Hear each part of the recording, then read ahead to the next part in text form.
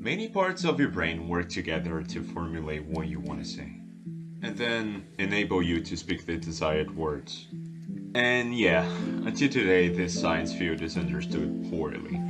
In order to understand a little bit more about it, I was reading an article published by the National Institute of Health. NIH funded team of researchers, led by DRs Zed Williams and Sidney Cash, at Massachusetts General Hospital, while recording neuron activity during natural speech in five native English speakers. The researchers recorded neurons in the prefrontal brain region known to be involved in word planning and sentence construction. They use high density arrays of tiny electrodes that could record signals from many individual neurons at once.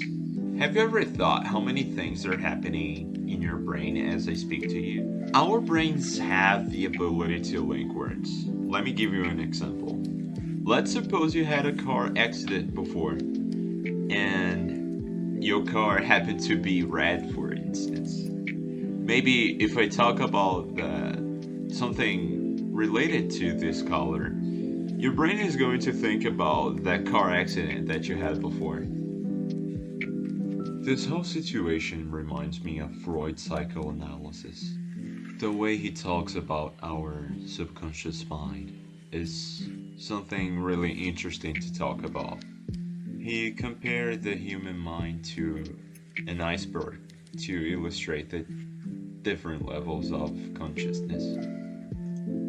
On the top of it all, the first level of consciousness, basically our awakened brain.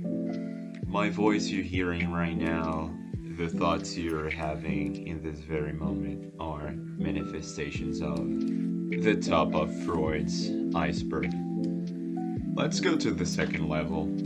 This area of our brains has thoughts and feelings that we are not currently aware of, but we can easily bring it to our consciousness. We are already in the bottom of Freud's iceberg, unconscious mind, the deepest part of the iceberg. We basically don't have access to this brain area, although it exists far away from our conscious awareness.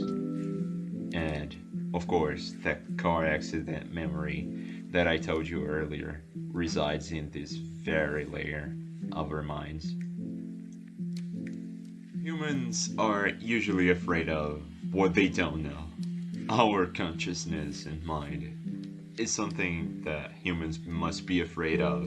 We barely don't know a thing in this age and era. Since the ancient Greece period, our fellow human ancestors were fascinated with this human consciousness thing. Plato believed that consciousness was a part of the ideal world, a world where all humans were inhabitants before, a world that our world is jealous of and tries to copy this perfect ideas with imperfect precision and misleading information. As I told you before, we still don't know that much about it, and